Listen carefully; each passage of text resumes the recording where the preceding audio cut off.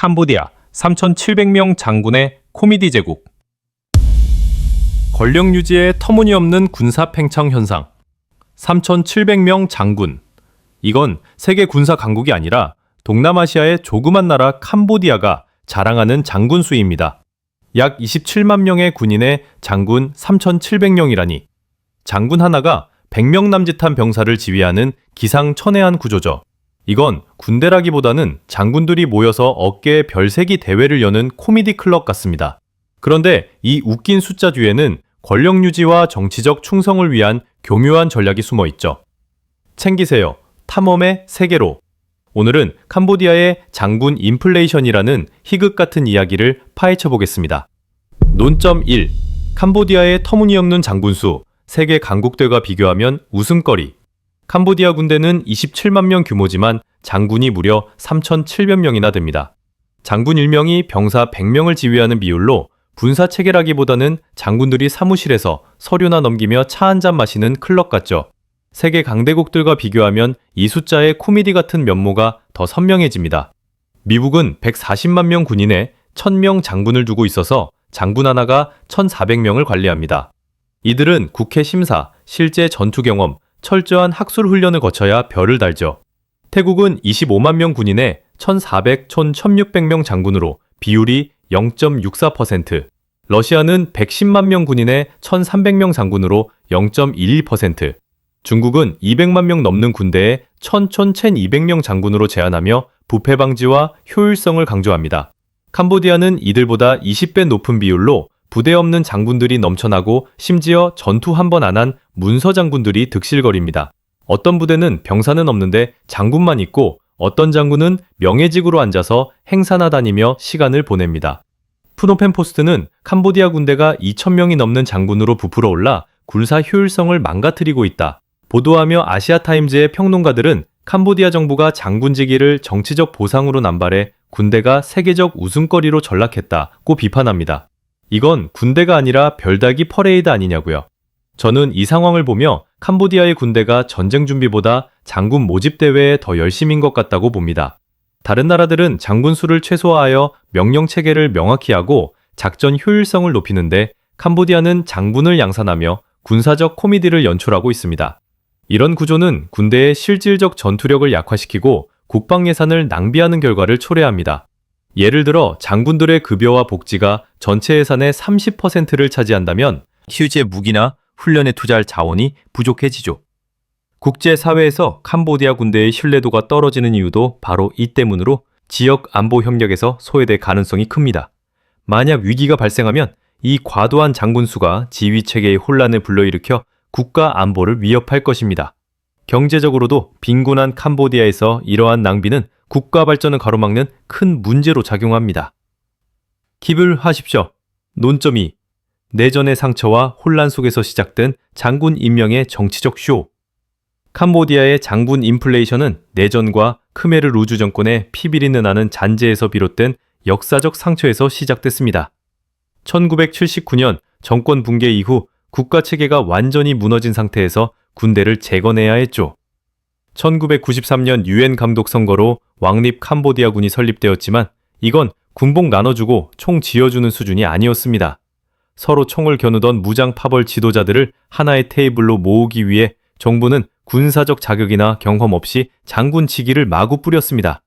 반정부 세력 지도자가 군대에 합류하면 장군함을 받는 식으로 충성을 사는 정치적 쇼를 벌였죠.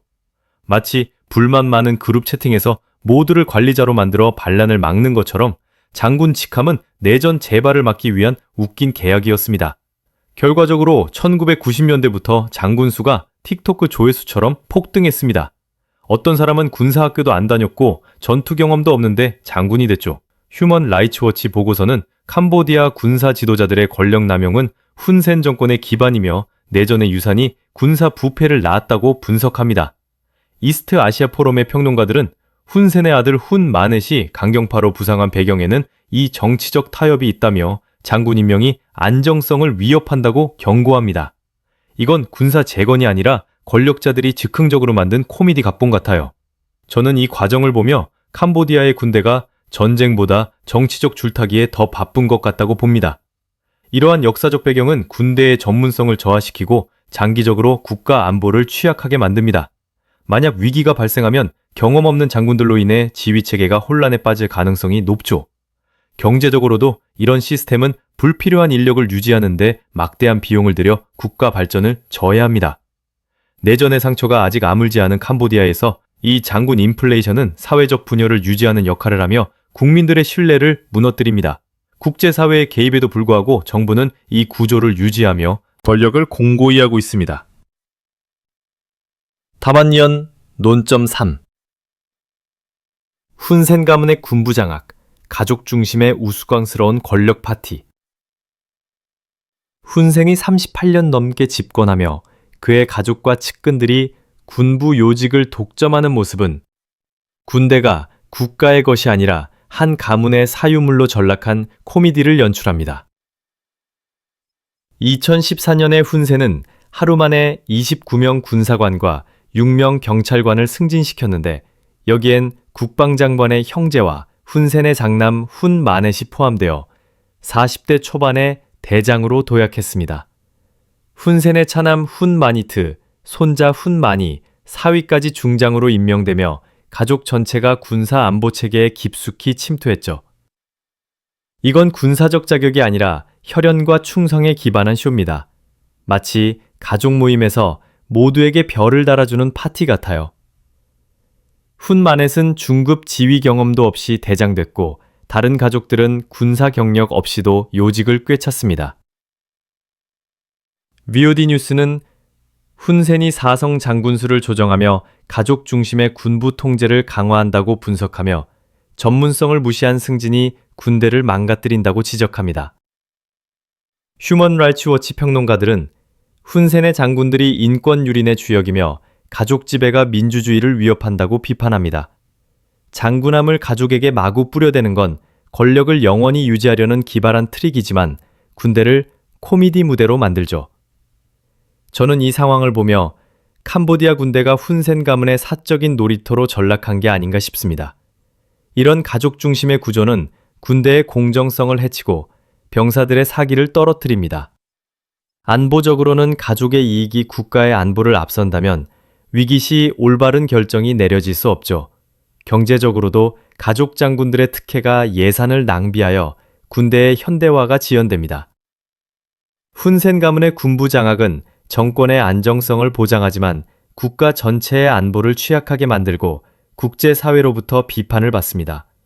만약 정권 교체가 발생하면 이 구조가 오히려 내전의 불씨가 될 수 있습니다. 다만년 논점 4. 장군직위 매매 소문. 부패가 만들어낸 사회적 코미디. 캄보디아에서 장군함이 돈이나 관계로 거래된다는 소문이 끊이지 않습니다. 이건 과도한 장군수와 비정상적인 승진 파동에서 비롯된 거죠. 세력 있는 가족이나 기부자들이 정치적 지위를 높이기 위해 함을 구입한다는 국제 보고서가 있고 정부는 부인하지만 학계와 서방 언론은 친인척주의가 권력, 돈, 혈연을 얽었다고 경고합니다. 마치 슈퍼마켓에서 별을 사는 것처럼 장군직위가 상품으로 전락한 소문입니다. 어떤 장군은 실제 역할 없이 명예직으로 앉아 배승격 갚고 어떤 장군은 정치적 동맹의 대가로 별을 받았죠. 아시아 타임즈는 캄보디아 정부가 장군 직위를 보상으로 남발해 군대가 비효율적이라고 비판하며 페이스북 분석가들은 장군 직위가 $1,000에 거래된다는 소문은 네포티즘의 상징이라고 평합니다. 증거는 없지만 역할 없는 명예 장군들이 넘쳐나는 건 코미디 수준이에요. 저는 이 소문을 보며 캄보디아의 군대가 전투력보다 별 장사에 더 열심인 것 같다고 봅니다. 이러한 부패 의혹은 사회 전체의 신뢰를 무너뜨리고 군대의 공정성을 의심하게 만듭니다. 안보적으로는 자격 없는 장군들이 지휘를 하면 군대의 전투 효율이 떨어지죠. 경제적으로는 매매가 사실이라면 국방 예산이 사적인 이익으로 유출되어 국가의 재정에 악영향을 미칩니다. 국제사회의 감시가 필요하지만 캄보디아 정부는 이를 무시하고 있으며 이는 국가의 투명성을 해칩니다. 만약 이 소문이 사실이라면 군대는 더 이상 국가를 지키는 조직이 아니라 권력자들의 돈벌이 도구로 전락한 것입니다. 첨보, 경제적 안보적 파탄, 국제적 웃음거리로 전락한 군대. 이 장군 인플레이션은 캄보디아의 국방 예산에 엄청난 부담을 줍니다. 매년 6천만 총 7천만 달러가 장군 급여와 복지에 소비되어 국방 예산의 30%를 차지하죠. 이 돈이면 전투기 몇 대 사겠지만 대신 장군들이 사무실에서 커피 마시는 데 쓰입니다. 안보적으로는 명령체계가 중복되고 책임이 분산되어 위기 시 혼란이 예상됩니다. 병사들은 상관이 전투 경력 없이 결만 달고 있으니 신뢰를 잃고 사기도 바닥이죠. 국제적으로 캄보디아군은 형식적 강함으로 평가받으며 지역 안보회의나 다국적 훈련에서 신뢰를 잃습니다. 태국과의 국경 분쟁 같은 위기에서 이 군대가 제대로 싸울지 의문이에요. 캄보디아 데일리는 장군 승진 중단이 필요하며 경제적 낭비가 발전을 저해한다고 분석하고 VOA 평론가들은 군대 개혁으로 장군 수를 줄여야 외교적 신뢰를 회복한다고 경고합니다. 이 코미디 같은 군대는 전쟁이 나면 누가 지휘할지 복권 추첨이나 해야 할 판입니다. 저는 이 파탄을 보며 캄보디아의 군대가 전투 준비보다 장군 퍼레이드 준비에 더 바쁜 것 같다고 봅니다.